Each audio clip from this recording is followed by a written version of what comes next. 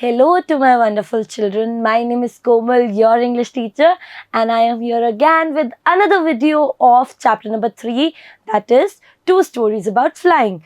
And Black Aeroplane के second part में हम लोग देखेंगे कि अब जो हमारा पायलट था ओल्ड डकोटा का, वो कैसे उस स्टॉर्म का सामना करता है. What solution is he going to find for the same?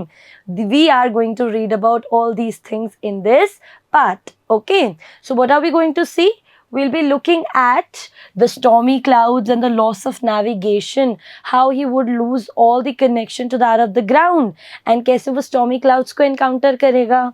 There would be a mysterious black aeroplane, कोई black aeroplane कहीं से आएगा जिसके बारे में किसी को भी पता नहीं होगा. And there is an unsolved enigma. Okay, एक mystery सी chapter में create होगी at the end. Pilot would be guided to the safety through by a black aeroplane. A black aeroplane would come and it would guide the old Dakota's pilot towards safety. But then it would be so mysterious that he would land when he would land at safety. जब old Dakota का pilot safely से land हो जाएगा, तब उससे वो black aeroplane मिलेगा नहीं.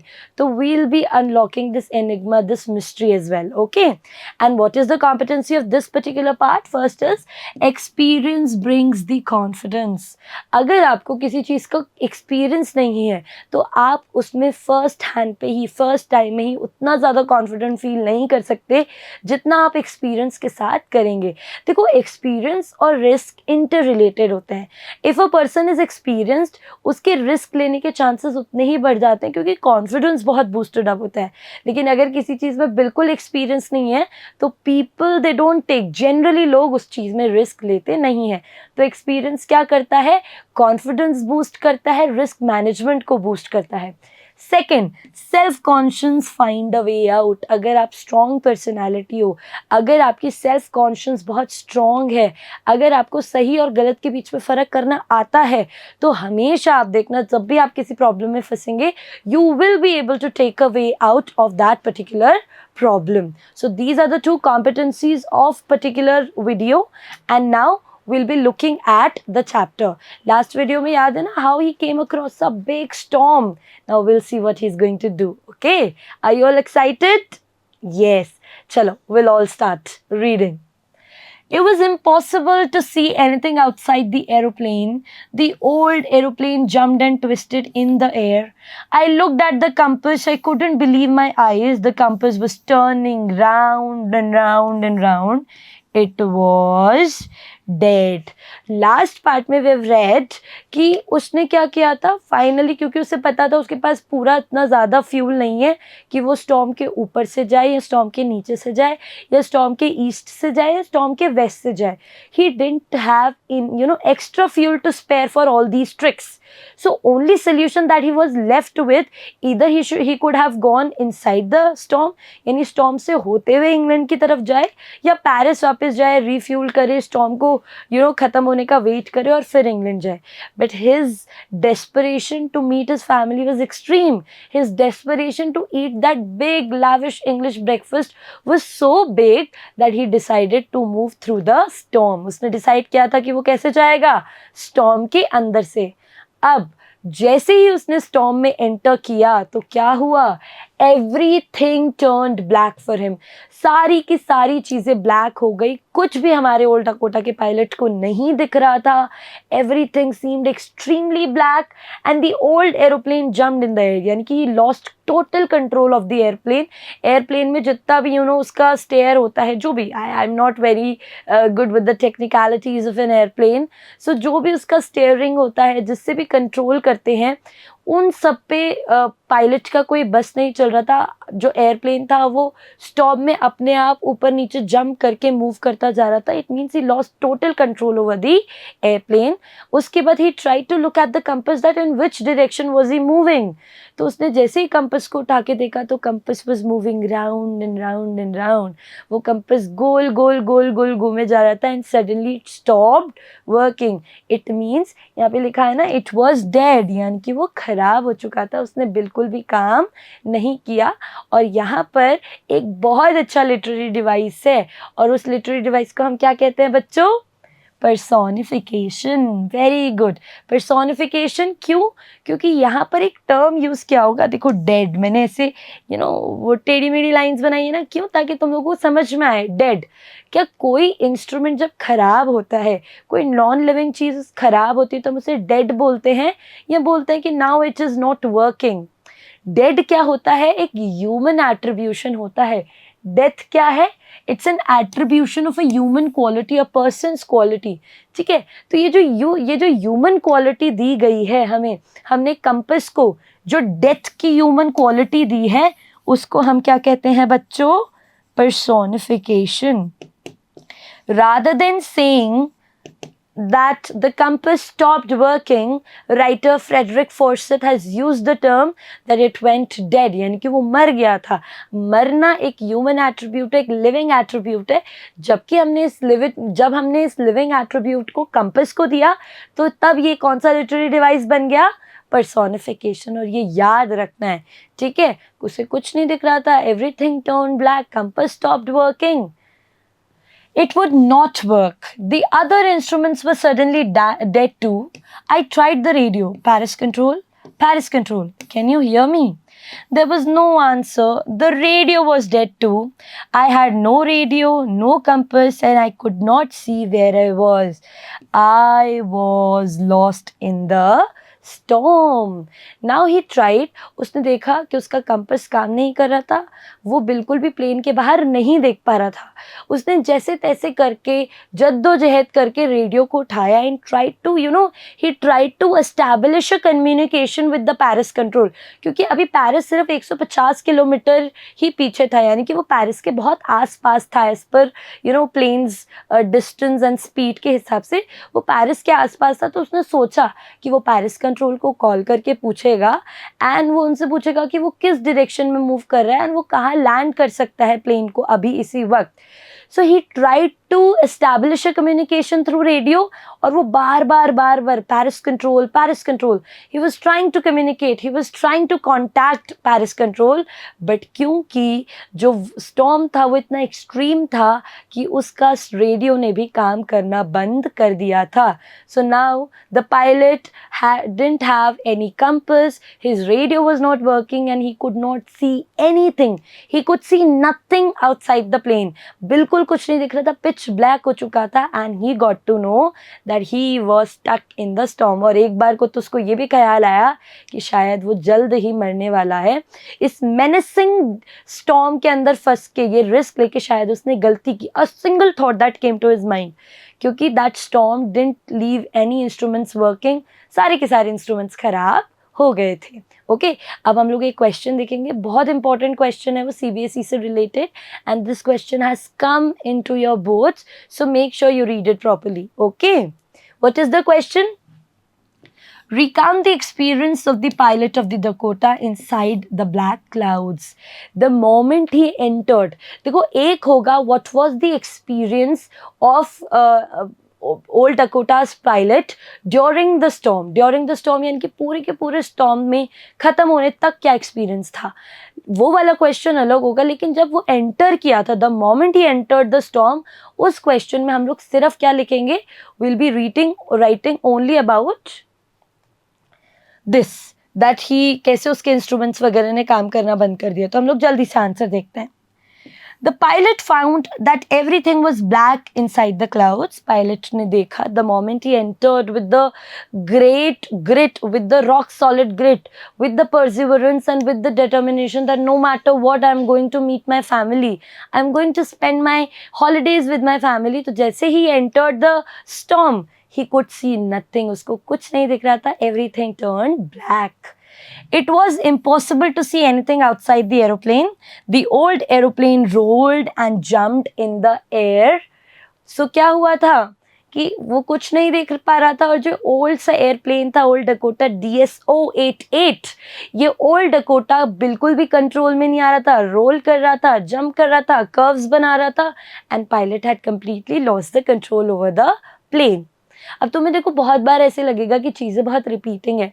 बट अगर आराम से बैठ के सोच के समझ के चीज़ों को सुनोगे तो वीडियो के थ्रू ही सारी चीज़ें लर्न हो जाएगी, चैप्टर याद हो जाएगा, आंसर राइटिंग का तरीका आ जाएगा और फिर आपको बस क्या करना है, you are only suppose to practice. Okay, so don't feel like कि things are being repeated, but it is very important for you people to repeat the things at that time only when we are reading it in the chapter. और जो भी questions मैं इसमें करवा रही हूँ बच्चों, प्लीज़ उसको वहीं पे लिख लो, क्योंकि जब आप रिविजन करेंगे अपने एग्जाम्स के टाइम पे तो आप किसी कॉपी को आपको ढूंढने की ज़रूरत नहीं पड़ेगी, आपकी बुक में ही सारे इंपॉर्टेंट सीबीएसई के क्वेश्चंस लिखे होंगे. 1-2 महीना पहले जब आप आंसर राइटिंग की प्रैक्टिस करेंगे तो इन सारे आंसर्स को जब आप वापस से लिखेंगे तो आपको समझ में आएगा कि एक भी क्वेश्चन हमारी वीडियोस के बाहर नहीं होगा. क्यों? क्योंकि हम सारे के सारे CBSE questions along with the important questions को कवर कर रहे हैं. तो इसलिए रिपीटेशन लग सकता है, but it is very important for you all to read it, to write it there and then only. Understood? तो अब क्या हुआ था, पायलट ने सारा का सारा क्या किया, उसको कुछ भी नहीं दिख रहा, स्टॉर्म में एंटर हो गया. Now what happened, he lost the control also of the airplane. The compass and the other instruments stopped working. Suddenly his radio went dead too. He could not establish communication with Paris control, losing all his hope for survival. अब क्या हुआ कि वो old Dakota का pilot का compass काम नहीं कर रहा था, पेरिस कंट्रोल से उसका कांटेक्ट नहीं हो रहा था, because his radio was not working too. And when his radio was not also working, then at that point of time for a bit he lost all his hope for survival. थोड़ी देर के लिए उसने अपने सारा का सारा जो hope था सर्वाइवल का वो छोड़ दिया था. उसे लगा था अब वो बचने वाला नहीं है. ठीक है, सो ये क्वेश्चन आपको अच्छे से पढ़ना है. नेक्स्ट, अब क्या हुआ आगे चैप्टर में. Then in the black clouds quite near me I saw another airplane. It had no lights on its wings, but I could see it flying next to me through the storm. I could see the pilot's face turn towards me. I was very glad to see another person. यहाँ पर मैं एक line highlight करवाऊंगी आपको. It had no lights on its wings, but I could see it flying. ये line अच्छे से आपको समझनी है. क्यों? क्योंकि अब जैसे ही वो ऐसे रोल डाउन हो रहा था, सडनली थोड़ा सा दूर उसको एक ऐसा सा सिलुएट सा दिखा. सिलुएट यानी कि परछाई. किसी इंसान को जब हम दूर से देखते हैं, बहुत दूर से देखते हैं, या छुप के कोई इंसान हमें देख रहा होता है, तो हमें बस उनकी आउटलाइन दिखती है, पूरा इंसान नहीं दिखता. उसे हम क्या कहते हैं, सिलुएट कहते हैं. ओके, तो जब उसने एक अपने आसपास देखा, खिड़की के बाहर देखने की बहुत कोशिश की जबकि सब कुछ ब्लैक था, तो उसे कहीं ना कहीं एक सिलुएट दिखाई दिया. और वो सिलुएट किसका था, एक और एरोप्लेन था, एक और एक तरीके का एयरक्राफ्ट हवा में उड़ रहा था. और उस एयरक्राफ्ट के विंग्स पे बिल्कुल भी लाइट नहीं थी. उस एयरक्राफ्ट के विंग्स पे कोई लाइट नहीं थी. इट को दूर से देख के ऐसा लग रहा था वो पूरा जेट ब्लैक था. एंड यहाँ पर देखो, ऐसा होता है ना, जब आप फेल हो रहे होते हो तो आपको दुख होता है, जब आपके साथ में आपके दोस्त भी फेल हो रहे हो तो तब आपको थोड़ा सा ठीक लगता है कि हाँ, आई am not the only one who is suffering. कुछ और लोग भी हैं मेरे साथ जो इसी पूरे प्रॉब्लम का पार्ट हैं. तो same, the moment Dakotas pilot could see somebody else in the storm, the moment he could see that there was somebody else also in the storm, there was another airplane, he felt a little relieved. उसकी जो उसकी जो हिम्मत थी, उसकी जो ताकत थी, उसकी जो होप थी, वो वापस आ गई. और black aeroplane actually worked as a ray of hope for him. उसे दिखा कि एक और एयरप्लेन है और शायद उस एयरप्लेन के साथ साथ वो भी वहाँ से स्टॉर्म में निकल आएगा. और ये लाइन बहुत इंपॉर्टेंट है, it had no lights on its wings. Okay, इसको अंडरलाइन कर लेना. एंड वो ये भी देख रहा था, he could actually, old Dakota को एकदम एरोप्लेन तो बहुत अच्छे से नहीं दिख रहा था, बट वो जो थोड़ा बहुत आउटलाइंस होते दिख रही थी, उसके अंदर उससे एक पायलट बैठा हुआ दिख रहा था. He could actually look at the face of the pilot. I could see the pilot's face turn towards me. I was very glad to see another person. उसे दिख रहा था कि वो पायलट बिल्कुल ओल्ड डकोटा की पायलट की तरफ ही देख रहा था, उसका जो फेस था वो ओल्ड डकोटा की पायलट की तरफ मुड़ा हुआ था। एंड इस फीलिंग के साथ उसे थोड़ा सा रिलैक्स फील हुआ, उसे अच्छा फील हुआ कि maybe I am not the only one who stuck in this storm, there is another airplane and maybe क्या हो सकता है ये दोनों साथ में आगे बढ़ें तो उसमें से बाहर निकल सकते हैं। आई होप आपको यहाँ तक समझ में आया होगा कि स्टॉर्म में एंटर करने के बाद, सब कुछ खराब होने के बाद फाइनली उसे एक रे ऑफ होप मिली, और वो रे ऑफ होप क्या थी? The black aeroplane. Yes, very good. He lifted one hand and waved. Follow me, he was saying. Follow me. He knows that I am lost, I thought. He's trying to help me. He turned his aeroplane slowly to the north in front of my Dakota so that it would be easier for me to follow him. So ये उसकी तरफ देख रहा था। Plane का तो control already loose हो रखा था, अपने आप जंप एंड ट्विस्ट कर रहा था। उसके साथ में एक ब्लैक एरोप्लेन का सिलुएट उसके पास था। अब उसने देखा कि पायलट उसकी तरफ देख रहा था, उसने उसकी तरफ वेव किया, उसकी तरफ हाथ हिलाया और कहा कि फॉलो मी। तो मतलब उसने एक तरीके से सिंबल्स के थ्रू ब्लैक एरोप्लेन के पायलट ने ओल्ड डेकोटा के पायलट को कहा दैट फॉलो मी, हाथ के वेव से, हाथ के इशारे से कहा कि तुम मुझे फॉलो करो। और फिर ब्लैक एरोप्लेन ने क्या किया? देखो ये क्या है? ओल्ड डेकोटा का पायलट, ओल्ड डेकोटा, ये है ब्लैक एरोप्लेन। तो वो पहले से नॉर्थ में गया, इसके ऊपर लेके आया और फिर इसके आगे ओल्ड डकोटा के आगे अपना प्लेन लगा दिया ताकि वो आगे बढ़ता जाए और ओल्ड डकोटा उसे फॉलो करता जाए। तो here in this paragraph we could see that the black aeroplane's pilot was trying to put an effort, and with a wave of hand he told old Dakota's pilot to follow him. And what he did, he flew the plane over old Dakota and then it came in front of him, and then old Dakota's pilot started following the black aeroplane and he was now feeling a bit relaxed. उसे थोड़ा बहुत अच्छा लग रहा था कि शायद अब मैं स्टॉर्म से बाहर आ जाऊंगा, क्योंकि जो ब्लैक एरोप्लेन का पायलट है वो मेरी मदद करना चाह रहा है, उसे रास्ता पता है और इसीलिए उसने क्या किया, शायद उसका कंपास एंड रेडियो काम कर रहा है, तो उसने क्या किया, जैसे तैसे अपने प्लेन को कंट्रोल किया और ब्लैक एरोप्लेन के पीछे पीछे वो चलने लगा with the hope of help, with the hope of landing safely. I hope यहाँ तक सबको समझ में आया। चलो, I was very happy to go behind the strange aeroplane like an obedient child. मैं बहुत खुश था। ओल्ड डकोटा को पायलट कह रहा है कि मैं जैसे एक छोटा बच्चा जब खो जाता है और उससे दूर से अपने पेरेंट्स दिखते हैं तो कैसे वो एकदम फॉलो करते करते अपने पेरेंट्स के पीछे जाता है, या जैसे एक मदर होती है जब वो घर में घूमती रहती हैं तो कैसे एक छोटा सा बच्चा अपनी माँ के पीछे पीछे घूमता रहता है लाइक एन ओबीडिएंट चाइल्ड, वैसे ही because I didn't have anyone here, मैं बिल्कुल फंस चुका था। So I was more than happy to follow him obediently without putting my brain into work, without putting my intelligence and anything at work. I was very happy to follow the black aeroplane because I had the confidence, उसे confidence था कि black aeroplane उसकी help करने आया है और वो उसे सेफ्टी तक ले जाएगा। After half an hour, the strange black aeroplane was still there in front of me in the clouds. Now there was only enough fuel in the old Dakota's last tank to fly for 5 or 10 minutes more. अब देखो वो कह रहा था कि आधे घंटे तक मैं उसे फॉलो करता रहा, लेकिन अब मेरे सामने एक और बहुत बड़ी प्रॉब्लम आ गई थी। And what was that problem? लोग, जब भी स्टॉर्म होता है तो तुमने देखा होगा, तुम लोगों ने बहुत सारे ऐसे आर्टिकल्स पढ़े होंगे या वीडियोस देखी होगी कि स्टॉर्म में जब भी या टर्ब्यूलेंस में जो उनकी मैग्नेटिक फील्ड होती है उसकी वजह से speed of the airplane increases या डिक्रीज हो जाती है व्हाटसोएवर, तो फ्यूल कंजम्पशन भी क्या हो जाता है, बहुत इंक्रीज हो जाता है।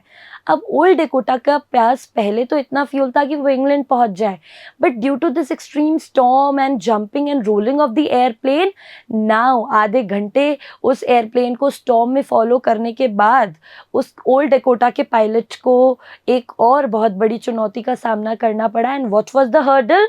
That now old Dakota had only fuel to fly for 5 or 10 minutes. सिर्फ उतना ही फ्यूल बचा था जिसमें वो 5 या 10 मिनट प्लेन को उड़ा पाए, उससे ज़्यादा वो प्लेन को उड़ा नहीं सकता था and this was a big challenge in front of him. अब उसे लगा कि अब क्या ही होगा, क्योंकि पहले तो स्टॉर्म से निकल रहा था, अब थोड़ा बहुत कंट्रोल हुआ, स्टॉर्म से बाहर निकल रहे, आधे घंटे चले तो फ्यूल खत्म हो गया and he was a little disheartened, but then what will happen next will see. इस पे एक लिटरेरी डिवाइस है, simile, to go behind the strange aeroplane like an obedient child. उसने अपने आप को एक छोटे ओबीडियंट चाइल्ड से, बात मानने वाले बच्चे से कंपेयर किया है यूजिंग द वर्ड लाइक। इसलिए यहाँ पर कौन सा लिटरेरी डिवाइस है बच्चों? सिमिली। जब भी हम कंपैरिजन करते हैं दो चीज़ों का यूजिंग द वर्ड लाइक और एज, वो क्या होता है? That is simile. So like an obedient child is a simile used for the pilot of old Dakota. ये याद रखना, ये लिटरेरी डिवाइस पक्का एग्जाम्स में आएंगे एंड तब आपको कोमल नाम की वीडियो याद आएगी कि ये तो हमने पढ़ रखा है। क्यों? क्योंकि वहाँ पे हम सारे, इन वीडियोस में हम सारे लिटरेरी डिवाइस, सिर्फ पोएम के पोएटिक डिवाइसेस नहीं, in fact chapters, narratives, plays, prose, उन सब के लिटरेरी डिवाइसेस क्या करते हैं? डिस्कस करते हैं। तो ये याद रखना, ओके? नेक्स्ट, नाउ यहाँ पे देखो एक बहुत इंपॉर्टेंट क्वेश्चन है। Explain the statement I was very happy to go behind the strange aeroplane like an obedient child. कि इस टर्म का क्या मतलब है कि मैं एक अच्छे बच्चे की तरह, जो बात मानता है उसकी तरह ब्लैक एरोप्लेन के पीछे चला गया, उसको फॉलो करने लगा। ये क्वेश्चन भी सीबीएसई में आया हुआ है। जब 2 मार्क के क्वेश्चंस होते थे सीबीएसई में, तब बहुत बार ये क्वेश्चन आया है। सो मेक श्योर इसका आंसर आप अच्छे से समझें। The pilot came across huge storm clouds. He could neither go above them nor go around them due to lack of fuel. तो पायलट के सामने एक बड़ा सा स्टॉर्म आया, उसके पास इतना फ्यूल नहीं था कि वो नॉर्थ और साउथ से जाए या ईस्ट और वेस्ट से जाए। तो ना वो राउंड ले सकता था, ना वो अबव से जा सकता था या बिलो से जा सकता था। तो he came across a very huge problem, एक बहुत बड़ी प्रॉब्लम उसके सामने थी। Then he saw a black plane without lights on its wings, flying near his plane. फिर suddenly उस storm में जब सब चीज़ें काम करना बंद कर गई, कंपास, रेडियो से कुछ दिख नहीं रहा था, तो suddenly उसे एक सिलुएट नज़र आया, एक एरोप्लेन का, जिसके विंग्स पे बिल्कुल भी लाइट्स नहीं थी। It came as a ray of hope for old Dakota's pilot. वो जो ब्लैक एरोप्लेन था, it was a ray of hope for old Dakota's pilot. क्यों? क्योंकि सिर्फ एक वही, उस स्टॉर्म में एक वही चीज़ थी जो उसे लग रही थी कि उसे सेफ्टी तक गाइड कर देगी, क्योंकि और सारे इंस्ट्रूमेंट्स थे उन्होंने काम करना बंद कर दिया था। So that black aeroplane was the only ray of hope for the old Dakota's pilot. Its pilot waved and signaled him to follow him. उसके पायलट ने उसे वेव किया और सिग्नल किया कि आओ मुझे फॉलो करो। The author did not have much choice but to follow him to come out of the danger. जब उसके पास बिल्कुल भी चॉइसेस नहीं थी और उसे लग रहा था, कॉन्फिडेंस था कि जो ब्लैक एरोप्लेन है मेरी हेल्प करने के लिए और ये यही ब्लैक एरोप्लेन है जो मुझे सेफ्टी तक ले जाएगा, जो मुझे सेफली लैंड करवा देगा, तो उसके पास कोई और चॉइस नहीं थी, सिर्फ उस ब्लैक एरोप्लेन पे बिलीव करना था, ट्रस्ट करना था, कॉन्फिडेंस देना था। And when he did that he started following him like an obedient child. So इस स्टेटमेंट का मतलब ये सारा है and you need to understand this answer. Read करो इसको 2-3 बार and try to write it in your own words. Shall we move further? Okay, now क्या हुआ था वहाँ पर कि अब उसके पास 10 या 15 मिनट, सिर्फ 5 या 10 मिनट ही बचे थे, उतना ही फ्यूल था। और अगर फ्यूल ख़त्म हो जाता या तो मतलब पॉसिबल चांसेस थे बहुत ज़्यादा कि उसका प्लेन क्रैश हो जाता और वो he could have died simply. लेकिन क्या होगा, will see that. I was starting to feel frightened again, but then he started to go down and I followed through the storm. अब वो स्टॉर्म से ऐसे चल रहे थे, 5 और 10 मिनट का ओल्ड डेकोटा में फ्यूल बचा है और अब वो डर रहा है पायलट। ओल्ड डेकोटा के पायलट को डर लग रहा है कि यार अब मैं शायद नहीं बचूंगा, क्योंकि 5 या 10 मिनट में तो मुझे ये स्टॉर्म ख़त्म होते हुए नहीं दिख रहा और अगर ये स्टॉर्म ख़त्म नहीं हुआ तो मैं कहाँ जाऊँगा, I will die. But within few minutes क्या हुआ, जो ब्लैक एरोप्लेन था वो नीचे की तरफ मूव करने लगा। जो प्लेन ऐसे स्टॉर्म में चल रहा था, suddenly he took a down side, he started flying towards downwards, नीचे की तरफ उसने फ्लाई करना शुरू कर दिया। एंड ओल्ड डकोटा का पायलट के पास कोई चॉइस नहीं था, उसने भी उसको फॉलो करना शुरू किया।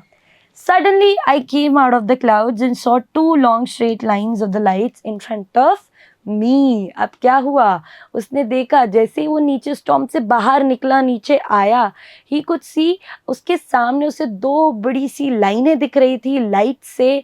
और ये लाइंस कोई यूजुअल लाइंस नहीं थी, ये लाइट्स जो लाइन से लाइटें लगी हुई थी, ये क्या सिग्निफाई करती हैं? It signifies an airport. It signifies a runway. Okay, एक runway को signify करती हैं. And finally, old Dakota's pilot could actually see a runway. He was very happy. He was extremely glad to know that कि वो storm से बाहर आ गया था, उसके पास fuel नहीं था। तो जैसे ही black aeroplane नीचे की तरफ move किया, वो भी उसकी तरफ, उसने भी उसको फॉलो किया। और जैसे ही फॉलो किया, उसने देखा कि लैंड था, एक रनवे था, एंड वो आसानी से अपने ओल्ड डेकोटा को क्या कर सकता था, वहाँ पर लैंड कर सकता था, क्योंकि इतना फ्यूल अभी उसके पास बचा था। It was a runway, an airport. I was safe. I turned to look for my friend in the black aeroplane, but the sky was empty. There was nothing there. The black aeroplane was gone. I could not see it anywhere. तो वो जैसे ही land करने लगा और वो runway पे आया, land किया, जैसे ही उसने सेफली लैंड कर दिया, तो वो हर कहीं आसमान में इधर उधर, जब वो लैंड भी कर रहा था तो वो उस ब्लैक एरोप्लेन को ढूंढ रहा था, but he could not find that black aeroplane anywhere. उसको दूर दूर तक कहीं भी वो ब्लैक एरोप्लेन दिखाई नहीं दे रहा था। He could feel that the black aeroplane was already gone. उसे ऐसा लग रहा था कि जो ब्लैक एरोप्लेन था वो कहीं चला गया है। I landed and was not sorry to walk away from the old Dakota near the control tower. I went and asked a woman in the control center where I was and who the other pilot was. I wanted to say thank you. तो उसने जैसे ही land किया वहाँ पर नीचे, he was वो इतना डर गया था अभी उस प्लेन से। उसने अभी लाइफ की सबसे डेंजरस सिचुएशन को फील किया था, एक्सपीरियंस किया था। 2 बार उसके साथ ऐसा हुआ, जब तो एंटर किया और जब फ्यूल ख़त्म होने वाला था। दोनों बारों से ऐसा लगा कि अब वो बस मरने ही वाला है। तो the moment he landed, he came out of that old Dakota, he was not feeling sorry at all to just run away from that plane. उतना ड्रेडफुल था, इतना मेनेसिंग था वो एयरप्लेन कि उससे थोड़ी देर दूर रहना था। He wanted to feel that yes he was safe. और वो सीधा कंट्रोल सेंटर की तरफ गया और वहाँ पर कंट्रोल सेंटर में उसने पूछा, वहाँ पर जो वुमन थी, जो इंचार्ज था वहाँ पर, उससे पूछा कि यहाँ पर एक ब्लैक एरोप्लेन था जिसने मुझे सेफली लैंड करवाया है, क्या आप मुझे उसके पायलट का नाम बता सकते हैं? अगर उसने लैंड किया है तो मुझे कुछ भी इंफॉर्मेशन अगर उस ब्लैक कलर के एरोप्लेन से रिलेटेड मिल सकती है तो I would be very happy, because he wanted to thank him, he wanted to present his gratitude to him, because if the black aeroplane would not have been there, our old Dakota's pilot would also have not been able to land safely. वो भी safely land नहीं कर पाता, तो उसको thank you कहना चाहता था। बट देन अ वुमन क्या रिप्लाई करेगी, will see that. She looked at me very strangely and then laughed. Another aeroplane? Up there in the storm? No other airplanes were flying tonight. Yours was the only one I could see on the radar. So lady, उसको देख के उसको थोड़ा सा shock हुआ, surprise हुआ, और उसने हंस के कहा, अरे एक और एरोप्लेन? ऐसा तो कोई भी एरोप्लेन नहीं था, पूरे रेडार में सिर्फ एक ही एरोप्लेन लोकेट कर पा रही थी मैं, और वो एरोप्लेन किसका था? ओल्ड डेकोटा के पायलट का। Old Dakota was the only aeroplane which could be located on the radar, which could be traced on the radar, and lady said that there was no other aeroplane flying above in the sky. There was no other plane which was there on the radar as well. It means she's totally denied the existence of the black aeroplane. उसने कहा कि black aeroplane जैसी ऊपर कोई भी चीज नहीं थी। So, who helped me to arrive there safely without a compass or a radio and without any more fuel in my tanks. Who was the pilot on the strange black aeroplanes flying in the storm without lights? So अब ये सारे question हमारा pilot खुद से पूछ रहा है कि किसने मेरी हेल्प की, कैसे मैं उसमें से बाहर आया, स्टॉर्म में मैंने कैसे अपने एरोप्लेन को कंट्रोल किया, कैसे मैं एकदम सही डायरेक्शन में मूव किया, और जब मेरा फ्यूल ख़त्म होने वाला था तो कैसे मुझे रनवे की तरफ किसी ने रास्ता दिखाया. क्या था? वॉज इट अ मैजिक, वो वॉज इट द गॉड और हु सो, मतलब उसके दिमाग में बहुत सारे क्वेश्चन थे कि किसने उसकी हेल्प की है. And it is an open ended chapter. आप सब लोगों को क्या लगता है कि किसने उसकी हेल्प की थी? I want you to answer this. You tell me कि तुम्हें क्या लगता है कि किसने उसकी हेल्प की. I will tell you my perspective. देखो, बहुत बच्चे ऐसा सोचते हैं कि उसकी हेल्प भगवान ने की. बहुत लोगों को ऐसा लगता है कि एक घोस्ट आया था, उस घोस्ट ने उसकी हेल्प की, या कोई ऐसा पायलट होगा, कोई ऐसा एरोप्लेन होगा जो पहले उस स्टॉर्म में फंस के मर गया होगा, तो वो एक घोस्ट, उसी का घोस्ट उड़ उड़ के सारे पायलट्स की हेल्प करता है. मेरे हिसाब से, if you ask me your teacher Komal ma'am कि मैम आपके हिसाब से क्या है, तो I would say it was his own conscience, it was his own self-conscience that came in the image of a black aeroplane. उसका जो विश्वास था, उसकी जो कॉन्फिडेंस थी, उसका जो एक्सपीरियंस था, और जिस तरीके से वो अपनी फैमिली से, जो डेस्परेशन थी उसकी to meet his family, to have that English breakfast, और जिस तरीके का ग्रिट यानी कि करेज उसके अंदर उसने होल्ड किया था, उन सब ने मिल के उसके दिमाग के साथ एक गेम खेला. लोग, कहीं ना कहीं पायलट का एक्सपीरियंस था स्टॉर्म्स में से बाहर निकलने का, और इसीलिए उसने क्या किया, जब उसने सारा रिस्क लिया, जब उसने अपना करेज दिखाया, तो उस करेज ने आपने कई बार ऐसा नोटिस किया होगा ना कि कोई चीज़ आपको नहीं आती होगी, बट सडनली कहीं ना कहीं आपका दिमाग ही कोई पिक्चर फॉर्म करता है और इससे आप सोल्यूशन ले आते हो. तो जो ब्रेन होता है, एक ब्रेन का ही कह सकते हो, black aeroplane was the figment of the imagination which was caused due to the self conscious, grit, courage, valor of this this old Dakota's pilot. उसकी इतनी क्वालिटीज़ की वजह से कहीं ना कहीं उसके ब्रेन ने, उसके आत्मा ने, उसकी स्पिरिट ने, उसकी सोल ने ही उसको ब्लैक एरोप्लेन के थ्रू guide किया, and he came out of the storm. God, of course, God was a helping hand, but we cannot say completely God ने उसकी हेल्प की. उसकी खुद के करेज ने, उसकी खुद की जो विलिंगनेस थी, उसकी जो ग्रिट थी, डिटर्मिनेशन थी, उसने कहीं ना कहीं ब्लैक एरोप्लेन की इमेज ली और उसको सेफ्टी की तरफ गाइड किया. आई होप ये चैप्टर आप लोगों को समझ में आ गया होगा. And now will look at the next thing. सबसे पहले क्या लर्निंग आउटकम्स हैं इस चैप्टर के? सबसे पहला है courage and determination.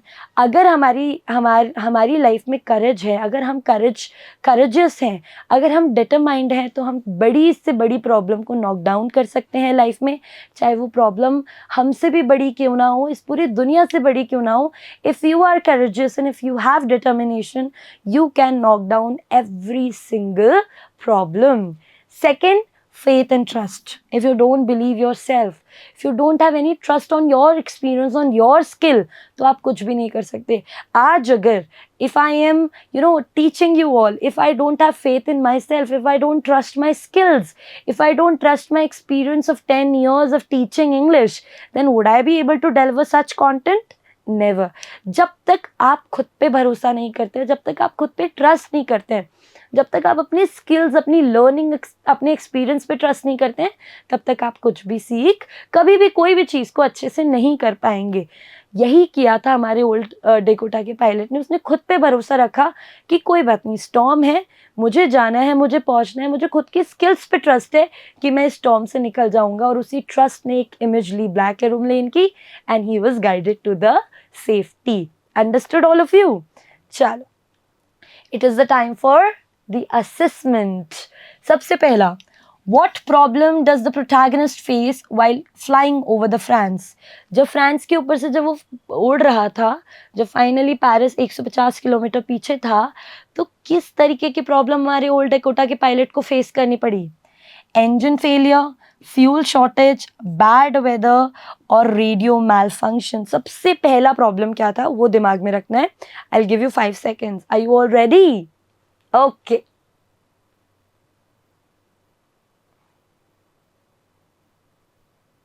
Well then, my children, the answer is C, bad weather. Bad weather conditions की वजह से सबसे पहली जो problem थी वो जो stormy clouds थे, that was the only problem that he came across flying over the France. Next question. What assistance did the protagonist receive during the storm? जो क्या उसको किस किस चीज़ ने उसकी हेल्प की थी, उसे असिस्ट किया था उस स्टॉर्म में? Radar guidance, visual signals from other plane, phone call from air traffic, navigational instructions from a lighthouse. उसे रेडार की गाइडेंस मिली थी, कोई और प्लेन था जिसने उसे वेव करके विजुअल सिग्नल्स देके उसे फॉलो करने को कहा, फ़ोन कॉल आया एटीसी से, एयर ट्रैफिक कंट्रोल से, या उसे लाइट हाउस था, light house is generally for the ships, कि लाइट हाउस से उसे नेविगेशनल इंस्ट्रक्शंस मिले कि ऐसे ऐसे करके नेविगेट कीजिए आप. So what was the actual, क्या था, किस तरीके का गाइडेंस उसे मिला था? आई will give you 5 seconds. I will just do it here.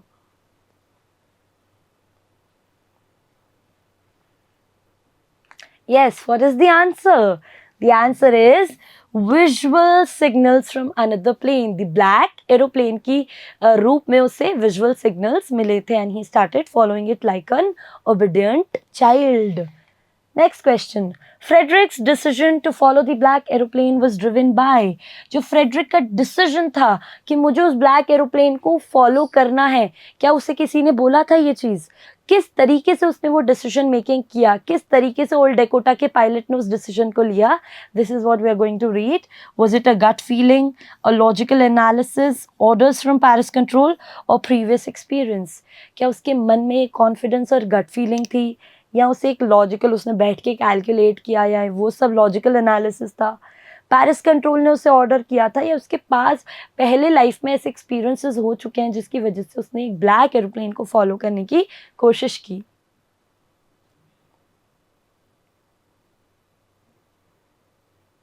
So the answer is, the best answer out of all is a gut feeling. कुछ कहेंगे logical analysis, that is fine, it can be, but the best answer for this question is a gut feeling. The gut feeling, उसके अंदर की जो आत्मा की आवाज़ थी, उसकी जो conscience का call था, वो यही था कि बेटा इसे follow कर ले, अपने आप बाहर पहुँच जाएगा. ठीक है? And with this we come to an end of this particular part. In the next part we'll be catering to the question and answers of this particular chapter. इस chapter के question and answers को हम लोग solve करेंगे. And for your grade 10 preparation, stick to Komal ma'am, stick to Mission Gyan. Bye bye all of you. We'll meet in the other video. Take care.